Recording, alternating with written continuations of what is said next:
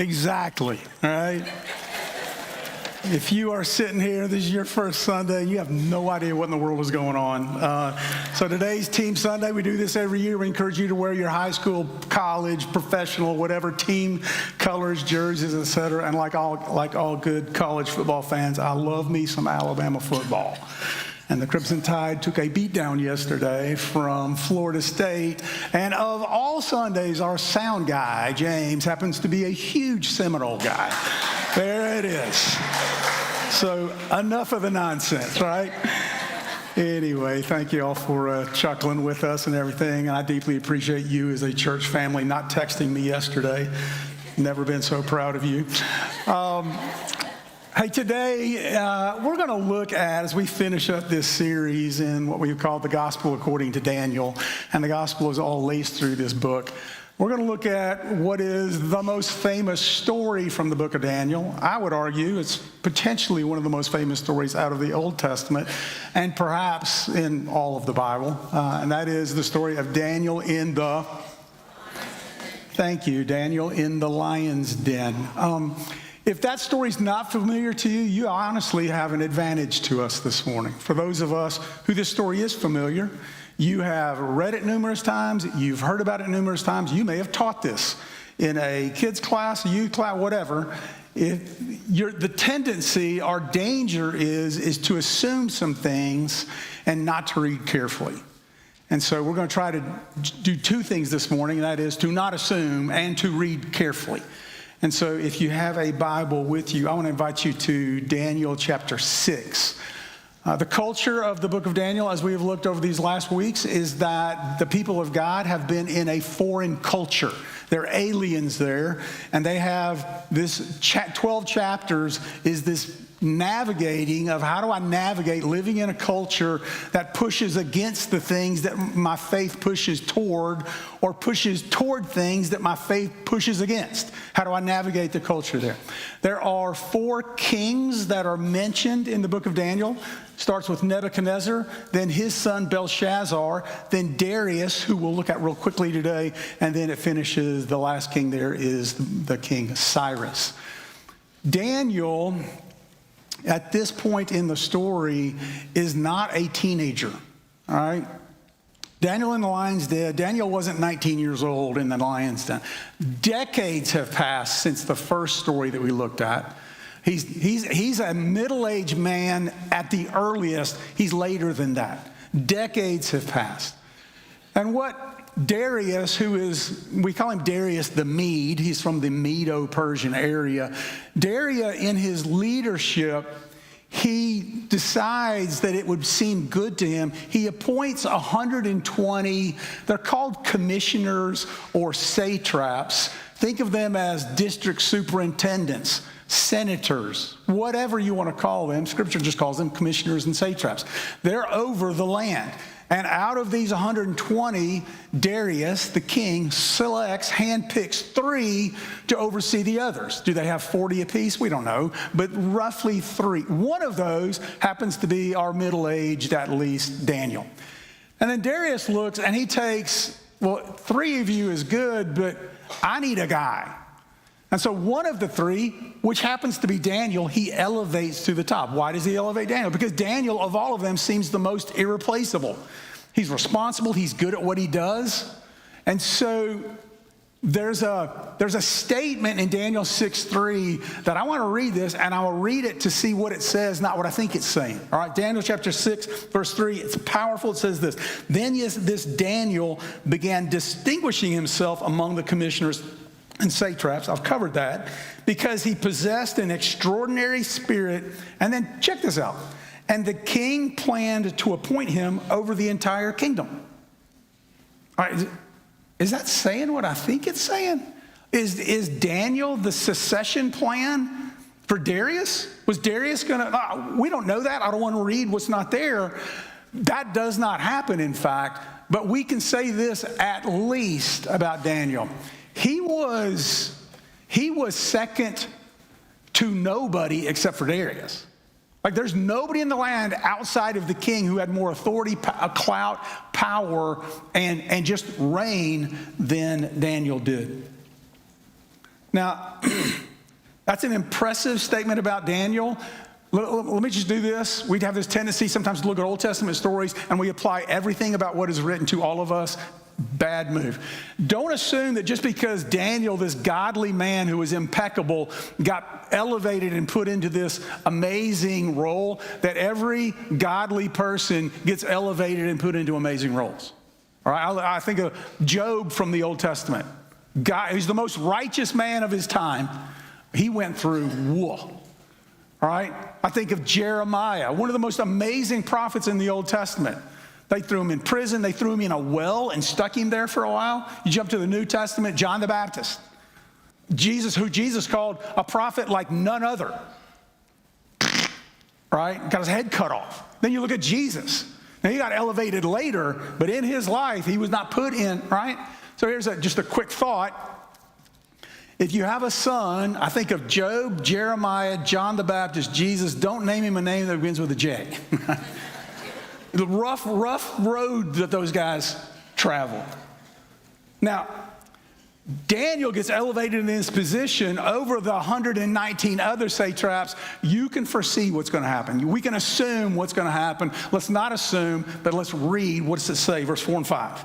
Then the commissioners and the satraps, that's 119 of them, began trying to find a ground of accusation against Daniel in regard to government affairs, but they could find no ground of accusation or evidence of corruption, inasmuch as he, Daniel, was faithful and no negligence or corruption was found in him. When it's talking about faithful, it's not talking about his relationship with the Lord. All right, he was that as well, but this is talking about in his relationship, in his job, in his secular life, in all of the things that he was put in charge of to manage. He was faithful. He was good.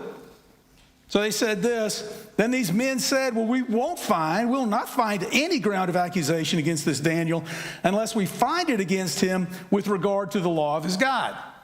That's not saying, hey, well, let's look and see what the law of his God says, because he's probably breaking some of those laws. He didn't. What that means is they're saying, hey, he follows the laws of his God. Maybe some of those laws go contrary to what we do here. And so they looked, and they developed a plan, all right? Now, here's a quick thought. If people are going to have a criticism of me, people are going to have a criticism of you, let it be about things of my faith. Hey, his faith makes him do this. We don't like that. Not all of the other things. I mean, Daniel just lived this life that his faith was amazing and his secular life was amazing, but you put those both together, it's where those conflicted, all right? So they concocted a plan. Hey, let's do something. And the plan was, let's pass a law that forbids praying to any god other than Darius. Which is kind of weird for you and I to think, but quite often the kings in the Old Testament times were viewed as gods in and of themselves. Total pagan world. Nobody can pray to any god other than Darius, and if they do, we'll throw them into a lion's den. There were no civil rights organizations there that would protest such a thing. All right, let's throw them in. Now, they passed this law. They got it passed. They took it to Darius and said, hey, we think we ought to pass this law, and the law was for 30 days. No explanation of why it's only 30 days. I'm going to give a stab at it. I think the law was only passed for 30 days because this is unenforceable. Like, what are you going to just ask people? This is totally a private thing. Who you pray to, there were people they're praying to gods, all right? They're praying whatever. This is a private thing. It's almost unenforceable. It was a trap that they set because they also knew that Daniel was a praying man. They'd seen it, they'd heard about it. Daniel was a praying man, and they thought it might work, and we might get him. Verse 10. Now, when Daniel knew, that's important. Now, when Daniel knew that the document was signed, Darius signed it, he entered his house. Now, in his roof chamber, he had windows open toward Jerusalem, open. And he continued kneeling on his knees 3 times a day, praying and giving thanks before his God as he had been doing previously. I love 2 statements here, the beginning and the end. Now, when Daniel knew that the law had been passed. And there's a part of this, as you read about Daniel, you know a little bit about Daniel. I mean, Daniel was a middle-aged man, but he still had kind of like that teenage buck in him. Right? It's like, oh, fine, you're going to pass a sign? You're going to pass a law? All right, showdown. And there's part of Daniel that does that. And when he knows that the law is passed, he says, I've been praying, I'm going to keep praying, do what you can. But the last statement says, you know, he was praying and giving thanks before his God as he had been doing previously. And I think there's 2 ways to read this, and I think they're both correct. Most often we read that like this, that he was praying and giving thanks before his God because that's just what he did. He'd been doing it, he'd been doing it, he'd been doing it. It was a, what do you call something? You've been doing it, you've been doing it, you've been doing it, you still do it. It's a habit. It's a habit. It's just like, I do that because that's what I do. But there's another, and that's accurate. But there's another read to that is this, that when I pray and I pray and I pray and I pray, there's things that happen in me. There's a transformation that happens in me. And I think the read, all right, it says he was praying and giving thanks because that's just what he had become. It's what he'd been doing. That's a habit. But because he was a praying man, he became different. And it built this thing in him that I do this because I have been doing this previously. And I've grown to be like that. Now, the plan worked. He prays. The satraps, they see. They make a report. They come back to the king and say, listen, this Daniel, who you put over the whole land, including all of us, we're qualified. You put him over the land, and he's just ignoring you. He just discounts you. It's very dishonoring. I love what verse 14 says. Then as soon as the king heard this statement, he was deeply distressed. Why? Because his feelings were hurt? He's distressed because somebody in my land broke my law? And this law happened to be about me and giving honor to me, and somebody high up is not honoring me. That's not what he was distressed about. He set his mind on delivering Daniel, and even until sunset, he kept exerting himself to rescue him. All right, some of the most amazing things about the 4 young men and then man in particular, Shadrach, Meshach, Abednego, Daniel, that are we find in the book of Daniel, are not things that people said or that they said. It's things that people did as a result of how they lived their life. Why does Darius stand up and say, I'm going to do everything I can to keep that from happening? All right, I would say, and this is a strong statement, bare minimum, Darius respected Daniel. Bare minimum. I think King Darius more than respected Daniel, I think he loved him. I think he had this profound admiration, and he didn't want harm to come to Daniel. Will you step back for a second? Because here's the law that Daniel was defying was a law that was all in favor of Darius. And Darius, as a result of the breaking of that law, comes to the defense of the one who's breaking it. But here's the problem. Darius can't change the law. We find that out, right? Because once a law is passed, it's got to stay in action. So for 30 days, we got to put up with that. But Daniel's already prayed to another God. So into the lion's den, Daniel's going to go. But here's what happens. I think this happens while he's being thrown into the lion's den, verse 16. Then the king gave orders, and Daniel was brought in and cast into the lion's den. And the king spoke, and he said to Daniel. Now, in my imagination, I see it this way. I don't know if this has happened this way, but I see Daniel walking into the lion's den, and from behind Daniel, he can hear this voice, and it's the king's voice calling out, and it says this. The king spoke and said to Daniel, hey, your God whom you constantly serve will himself deliver you. That is a phenomenal faith statement. Hey, the God that you serve, I don't even know his name. The God that you serve will himself deliver you. That's incredible faith. But can I finish the sentence, though, for you? Because here's what Darius is really saying. Hey, the God that you serve, whom you constantly serve, will deliver you from me. Right, this is Darius's law. The lion's den is Darius's. This is all Darius. And he's telling Daniel, hey, the God that you serve is going to save you. My bad, but he's going to save you from me. Where do you get faith like that? Where does Darius get faith like that? And I would say, just as you read the book, here's where he gets it. He gets it, it's inspired by Daniel and Daniel's faith. And I want to just real quickly, can we just ask, what did Daniel do and what did Daniel not do that would blossom this faith in King Darius? Well, what he did was he carried on faithful practices. He had been praying, is praying, and he'll continue praying. He carried on faithful practices, and he just quietly walked the way of the Lord. You know what he didn't do, recorded here? He didn't mouth back. There's enough snarkiness in me, smart aleck, fight back, whatever. If I'm walking into the cave and I hear behind me the voice of Darius saying, hey, the God whom you constantly serve will deliver you. I'm saying, without even turning around, I'm saying, well, he ain't going to deliver you.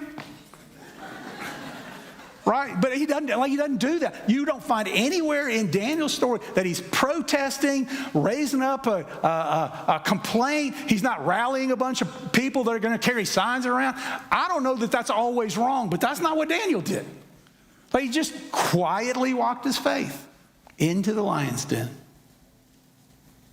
So the king, Darius, he goes back that night to his house. We find this out later in the chapter, that he fasts that night. That's more faithful than most of the Jewish people that were doing there. Right? He fasts. Now, I'm guessing, right, that because of his demeanor about him, he stayed up all night. He's fasting. You know what Daniel did? You don't. We have no idea what Daniel did. Right? What did he do in the lion's den? Don't know. Just no clue. We get to verse 19 and 20. Then the king arose at dawn. Okay, we're at the morning. I don't think the king got any sleep. No idea about Daniel. The king arose at dawn at the break of day, and he went in haste to the lion's den. Let's go. Get your stuff on. Let's go. And when he'd come near the den to Daniel, he cried out with a troubled voice. Don't know what a troubled voice sounds like. Okay, but it's markedly different. And the king spoke and he said to Daniel, Daniel, servant of the living God, has your God, here's those lines again, whom you constantly serve, been able to deliver you from the lions? Now, this feels like this is more a story about Darius and his faith than it is about Daniel. Right? If you're going to produce a movie, you're going to make a movie just about Daniel in the lion's den, not the earlier stuff, just Daniel in the lion's den, and you have two actors that are available. One is an Academy Award-winning actor, the other's just this upstart person. You know who you're getting to play Daniel? Not the Academy Award-winning actor. Because this story seems more about Darius and his faith development than it does about Daniel. We don't know anything about Daniel in the night of. He was just faithful. He'd been praying before. He kept praying. He wasn't going to bow down to, right? And then all of a sudden, this stuff going on in Darius. Verse 21, I love this. Then Daniel spoke to the king. He gets that asked the question, hey, did your God, was he able to deliver you from the lions? Then Daniel spoke to the king, O king, live forever. And if you're like me, you're thinking, I'm sorry, what? What? I mean, really? Now again, the snarky in me is like, yeah, I'm alive. No thanks to you. Right? There's all kind of stuff. But I don't think Daniel, when he says, oh, king, live forever, I don't think it's, well, that's what I've got to say, or he'll throw me back in. I don't think it's that at all. I think Daniel, there's something in Daniel, their relationship. I think Darius loved Daniel, and I think Daniel had this, he just had this, like this brotherhood almost with Darius the king. Here's what I see in Daniel with this thing. Oh, king, live forever. People who may seem like your enemies, are still people. We're going to do a series in November on forgiveness, and we'll come back to this. But people that seem like, Darius seemed like an enemy to Daniel. Throws him into a lion's den, for crying out loud. But even in that, people who seem like your enemies, they're still people that God happens to care about.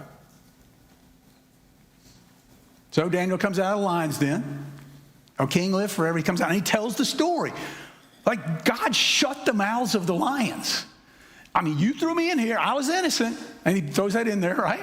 You threw me in here. I was innocent. But God shut the mouths of the lions. Then we get to verse 24, and an interesting twist. The king then gave orders, and when they brought those men who had maliciously accused Daniel, and they cast them, their children, and their wives into the lion's den, and they had not reached the bottom of the den before the lions overpowered them and crushed all their bones. There's a part of this that feels almost a little, if it weren't for the fact that it was people, it feels a little comedic. Right? It's in here partly, I think, to let us know, the lions, the reason why the lions didn't eat Daniel wasn't because they were full. Right? They instantly devoured these men, but also their wives and their children. Like God had them do that? No.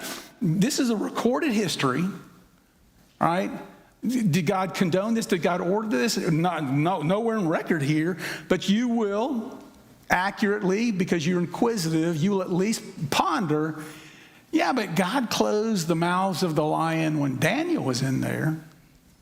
Why didn't he, at least for the wives and the children?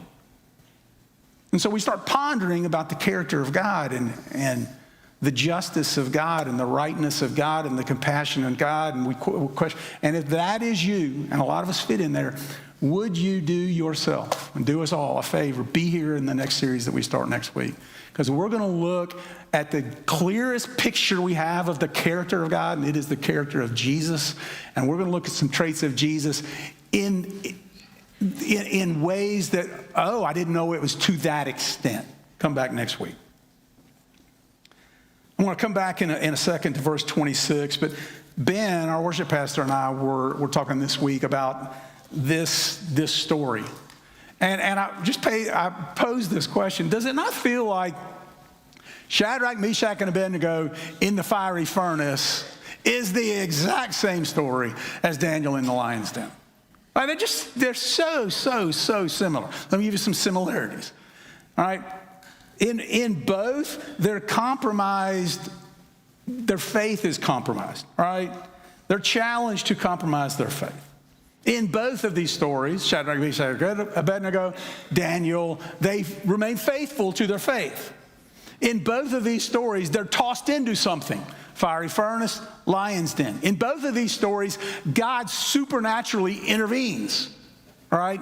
The fourth man walking around in the fire, the mouths of the lions that are shut. And in both of these, the king at the time gives this, I'm calling it a oops confession. It's like, oh, my bad.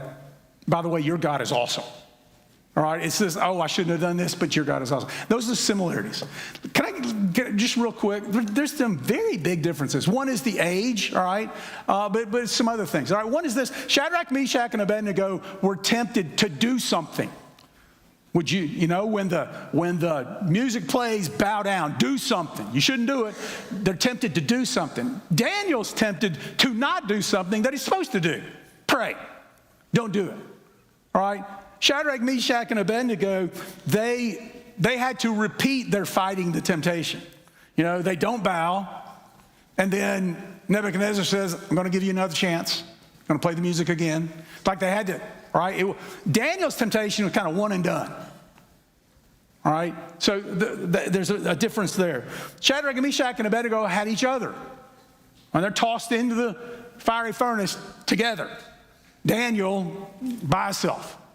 All right, had nobody to talk to, etc. Shadrach, Meshach, and Abednego, their rescue was instantaneous. Bang.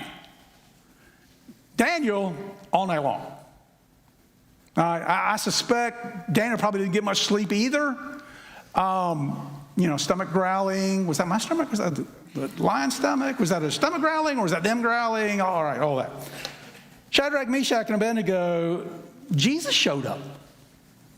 Like the fourth man in the fire, Jesus showed up. Daniel, nobody shows up. What do you do with the differences?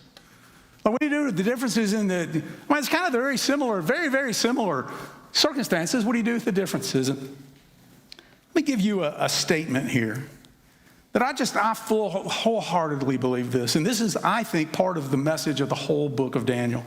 God does what, when, and how he does. God does what he does. God does when he does. God does how he does.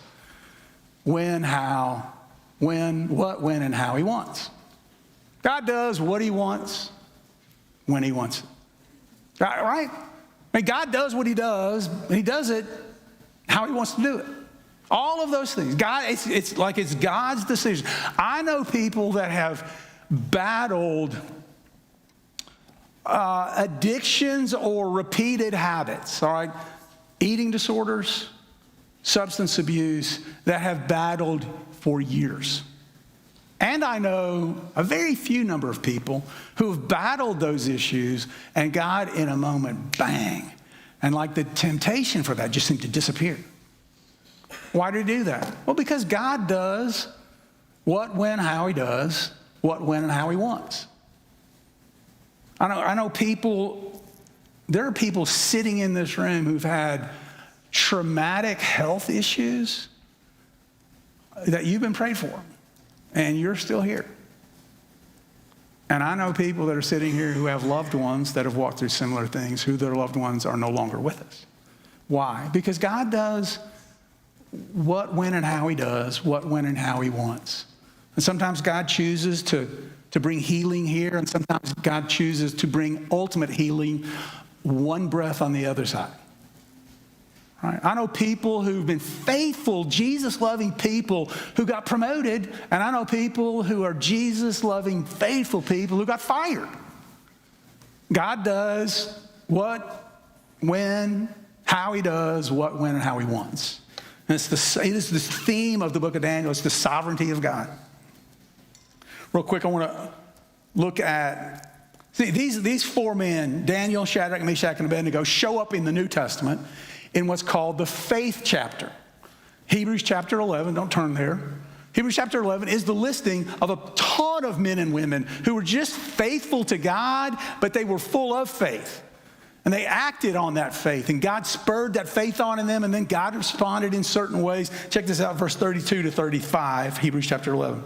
What more shall I say, for time will fail me if I tell of Gideon, Barak, Samson, Jephthah, of David and Samuel and the prophets, who by faith, now when it says the rest of this, it's not that they did this, God did this on their behalf because they had faith. Who by faith conquered kingdoms, performed acts of righteousness, obtained promises, shut the mouths of lions, bang, there's Daniel.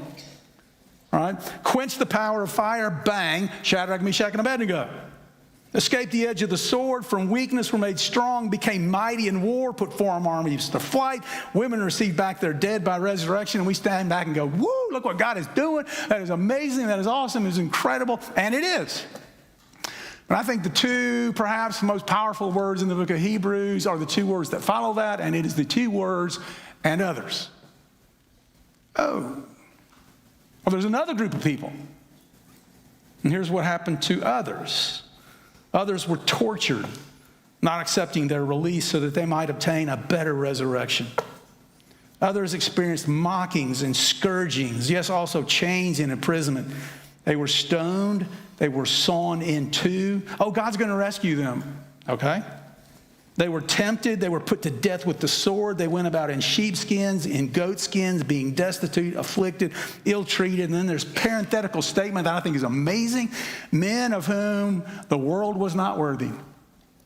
They're so amazing, so incredible. The world doesn't deserve to be rubbing shoulders with people like this. And they died in the midst of their faithfulness, wandering in deserts and mountains and caves and holes in the ground. How do I reconcile this? Well, God does what, when, how he does, what, when, how he wants. It's the sovereignty of God. And Darius, I want to come back to verse 26 in Daniel chapter 6. Darius, in his confession of who God is, proclaims it. And here's how he says it. For he is the living God, right? He's the living God and enduring forever. And his kingdom is one which will never be destroyed, and his dominion will be forever. And it's like, okay, so he has a kingdom that goes forever and ever. And we view like Darius is just kind of saying the same things three times. He's not. These are three different things, all right? Because he says this, he's the living God and enduring forever. You know what that has to do with? His character is the same back then as it will be forever, and it doesn't grow less. You've seen this, all right? Football fans, professional, college, high school even does it. What's this? You got fourth quarter guys. You know what this means? We still here. We ain't going anywhere. And you know what you don't see? You don't see some high school guy with his hand on his thigh pads going like this. Whew. All right, because that's countered like this. That means, look, it's enduring. It's not just that I'm existing or God still lives. No, he's not changed. He's as powerful now as he was back then. He's as compassionate now as he was in the deepest part of Jesus. He's as loving, as forgiving. He doesn't grow tired. He's enduring forever. And his kingdom is one that won't be destroyed. And when we get to the New Testament and where Jesus starts setting up a kingdom, it was one, his people in leadership will be forever.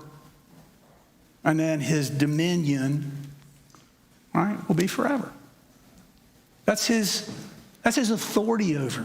That's his reign over. It doesn't change. Jesus is losing control of, no, he's not. Yeah, but culture's going only because he lets it. Yeah, but look what's happening in my life. He has authority. Does the living God and his kingdom show in my life? And I want to tell you loudly, yes. We're going to close with a song that just says, I speak Jesus. I don't know how you walk in here. I don't know the things that you battle. I know for some of us, all right? But there's sometimes that we just think, gosh, it just feels like I'm stuck in this lion's den. I don't know what the solution of that's going to be. I don't know what the ending of your situation is going to be. I don't know if you're going to be a Hebrews 32 to 35 person, if you're going to be a Hebrews 36 and following person. I do know this, that the kingdom of Jesus, and Jesus is living, and he endures forever, and his kingdom is one which will never be destroyed, and his dominion, his authority, his overarching rule will be forever. Let me pray for us. Lord Jesus, thank you for your goodness, hasn't changed. Thank you for your patience, hasn't changed. I thank you for your authoritative control, and that too has not changed. I'm grateful for that. It's a great hope that we live with. And however that causes us to respond, would you hear our heart? Reaching out to you and maybe yielding ourselves to you for the first time. I just want to walk the way of Jesus. To walk it quietly and faithfully. And God, would you use my life to birth faith into the people that are around me, however you choose to do that. Jesus, I thank you that in you is the gospel, and that gospel showed up even in the book of Daniel. And for the challenges that you gave us, we are grateful. It's in your name we pray. Amen.